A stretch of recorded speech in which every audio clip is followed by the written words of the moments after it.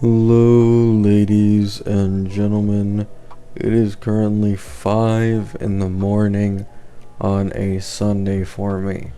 You guys may be wondering, who cares? Why are you awake at 5 in the morning?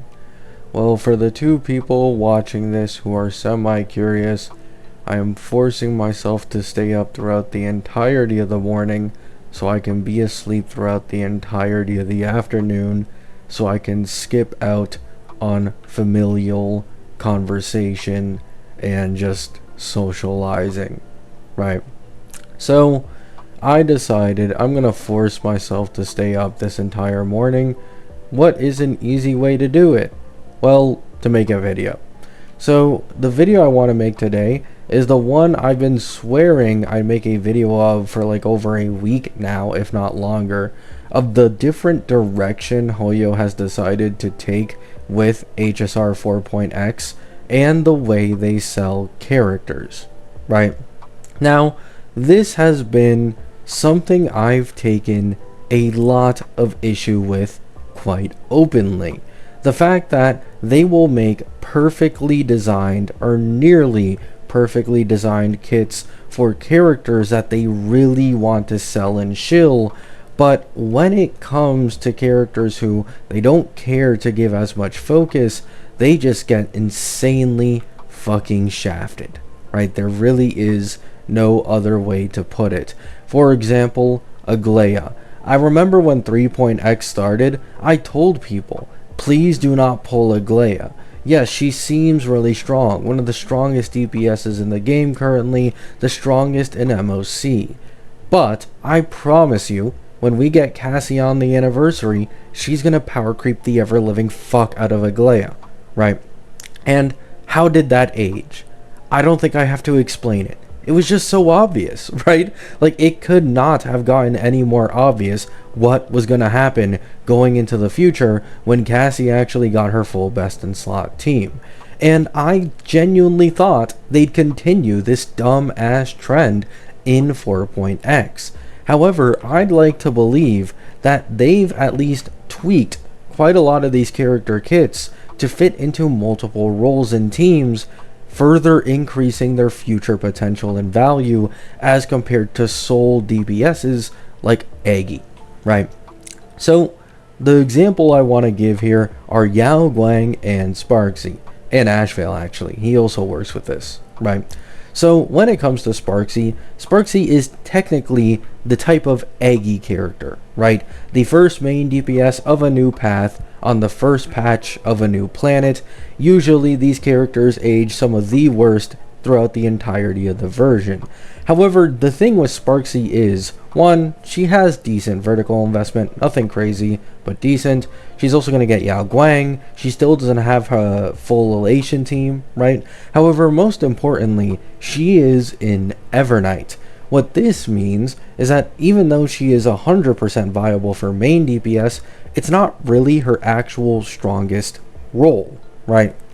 Theoretically, her strongest role should be as a sub DPS in a Silverwolf team who should be the any main push. Meaning, if you want to run Sparksy main DPS, that is completely fine, right? You can do that, you can enjoy that if you really want to make her the star of the show. However, for those looking for a more meta team, something that might be more long-lasting, similar to Mono Rem, then they are going to put Sparksy as a sub DPS with Silverwolf main DPS, and this will probably end up being her strongest team. And because she's part of the Annie team, this also means it's just going to be one of the strongest teams throughout the entirety of the version with some of the best synergy and best vertical investment, right? So, unlike Aggie, who really didn't grow in potential at all past when she first released, because she was solely dedicated as a main DPS, even if, technically Sparksy gets power crept main DPS wise halfway or later on through version 4, she will always have that other bit of value where she can be a sub DPS for the most shield character in the entirety of the version and still be amazing, right? So For this reason, Sparksy is a game-changing introductory character as compared to all the other shitty ones that Hoyo has done in the previous versions. She will actually have good value even if she gets power crept in main DPS. And then what about Yao Guang? If you guys have been watching my videos, if you guys have been watching my streams, you will know what I think about Yao Guang. In my opinion, no. This character is not being removed from any Elation team in the future and as of current, right? She, in my opinion, is 100% supposed to be the Cyrene character of Elation, but she's on the first patch and her banner lasts the entire patch, so she is way more accessible and you no longer have to wait for the bullshit "what is this character gonna do" MC upgrade until the end of the version, right? Now, to me, it was obvious that Cassie's team was obviously not going to be best in slot with Tribby, right? To most people, this was obvious, but to others, it wasn't. So, to these other people, when they saw Cyrene's kit, they saw the jumps that she gave to Evernight main DPS, they saw how much stronger she was in Mono Rem as compared to Tribby, they felt betrayed, annoyed, right? Because it's like, how the hell am I supposed to foresee that a character this strong is supposed to have this kit like 5 to 6 patches after I already pulled the older best in slot team for this main DPS? Because keep in mind, I've been in this league game, I've been playing the game, I've been studying it, I've been learning from it for nearly 2 years at this point. People who don't bother to put in as much time into thinking about meta in this game and Hoyo's greedy tactics simply will not have the same amount of foresight or ability to predict character kits and best in slot teams, right? This is literally happening right now with people comparing Yao Guang to Tribby, comparing Sparksy to Sunday, when the two kits and their values and what we know about them are completely different. These comparisons make no sense and only come from people who are trying to fearmonger and doom Yao Guang and these characters, because they felt so betrayed when Cassie ended up getting best in slots down the line. However, this, in my opinion, will not be the case with Yao Guang. Yao Guang is simply too specific to then also get power crept again, and this would make any alternative support option aside from the better Yao Guang support that people are theorizing about completely useless and null, right? And when I say this, I'm not talking about just a Cyrene with a Noxa, right? A Cyrene and Mono Rem, a Cyrene with main DPS Evernight, a Cyrene with My Day. Even though those are some of the biggest jumps the Amphorius DPSs can get from adding Cyrene to their team, you need to understand Yao Guang is already this Cyrene jump, if not in some cases larger, as compared to any alternative support options, right? She is already a technical Cyrene. So when people say that Yao Guang is going to get replaced because she's quote unquote too general, you guys are absolutely fucking insane, because even if theoretically they did this, we would end up being in a situation where the support power creep is so fast and so strong that we now have a Elation support who will probably give certain teams 2 to 3x the performance as compared to if you use something like a Tribby, which makes absolutely no sense. We've never seen a jump anywhere near close to that in the history of the game, and once again, it is mainly fear-mongering and as well as doom posting from people who fell for Tribby being best in slot with Cassie, despite them not being the same situations in the slightest, right? So if we assume that Yao Guang will be best in slot for all the Elation DPSs, which is 95+% chance likely, then she is a amazing placement as compared to Cyrene, where people had to play guess of what her kit would be until we got to near the end of the version. Some people, maybe the stock's risen, they didn't pull Tribby for Cassie, and they won in the end. However, For some others, they invested early on a best in slot team, not thinking Cyrene would be anything crazy, and then you see how fucking insane Cyrene's kit is, and you realize, oh fuck, right? I kind of regret getting this older character.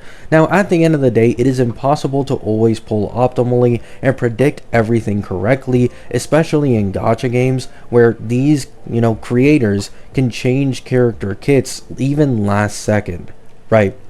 However, you can at least try to optimize as best as you can to make sure you lose as little value from your pulls as possible. And that is a lot of the reason of why I've made my channel, is to help people with pull value, teams, building, shit. If they ask anything when they come by the stream, I'll tell them this.